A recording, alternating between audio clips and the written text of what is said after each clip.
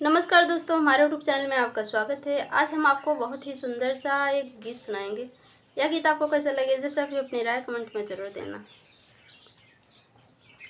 अब ना चली मन मानी तोहार पिया, अब ना चली मन मानी तोहार पिया, अब ना चली मन मानी तोहार पिया। माई बाप के बहुत दुलारी, माई बाप के बहुत दुलारी, तू तो बनाया नौकरानी हमार पिया, तू तो बनाया नौकरानी हमार पिया।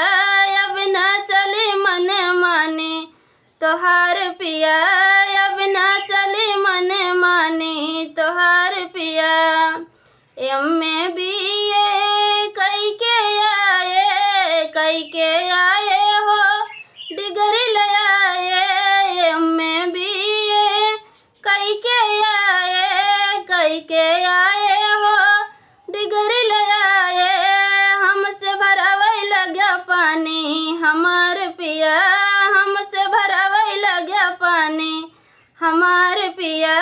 अब ना चली मन मानी तोहार पिया, अब ना चली मन मानी तोहार पिया। तोहरी माई का कड़वी बोली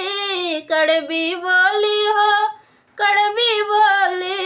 तोहरी भाभी का कड़वी बोली, खुद का समझे अफसरानी हमार पिया, खुद का समझे अफसरानी हमार पिया।